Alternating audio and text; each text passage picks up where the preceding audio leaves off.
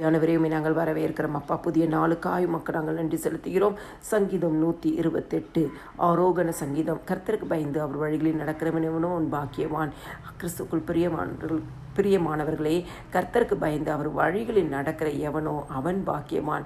இந்த சங்கீதத்தில் கர்த்தருக்கு பயந்து நடக்கும் பொழுது கர்த்தர் நம் குடும்பத்தை எவ்விதமாய் ஆசீர்வதிப்பார் என்பதை பார்க்கிறோம். உன் கைகளின் பிரயாசத்தை நீ சாப்பிடுவாய், உனக்கு பாக்கியமும் நன்மையும் உண்டாயிருக்கும். உன் மனைவி உன் வீட்டோரங்களில் கனித்தரும் திராட்சை கொடியைப் போல இருப்பாள். உன் பிள்ளைகள் உன் பந்தியை சுற்றிலும் ஒலிவு மரக் கன்றுகளைப் போல இருப்பார்கள்.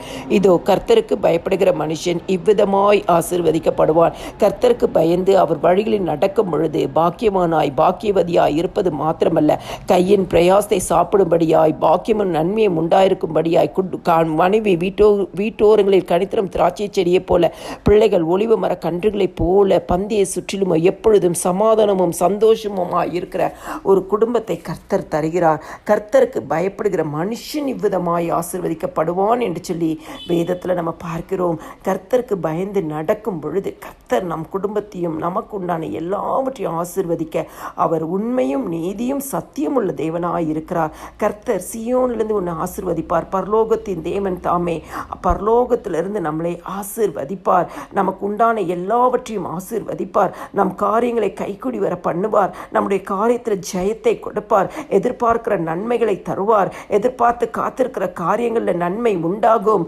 நன்மையும் கிருபையும் நம்மளை தொடரும். கிறிஸ்துவுக்குள் பிரியமானவர்களே, கர்த்தருக்கு பயந்து நடக்கிற வழியை தெரிந்து கொள்ளும் பொழுது கர்த்தர் இவ்விதமாய் நம்மளை ஆசீர்வதிப்பார். நீ ஜீவனுள்ள நாளெல்லாம் எருசலேமின் வாழ்வை காண்பாய். நீ உன் பிள்ளைகளையும் இஸ்ரவேலுக்கு உண்டாகும் சமாதானத்தையும் காண்பாய்.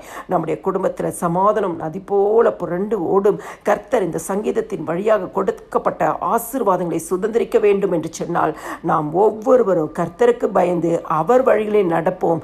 கர்த்தர் இந்த சங்கீதத்தின் படியே இருக்கிற ஆசீர்வாதங்களால் நம் குடும்பத்தை நிரப்புவார், நடத்துவார், ஆசீர்வதிப்பார், கனப்படுத்துவார், மேன்மைப்படுத்துவார், உயர்த்துவார்.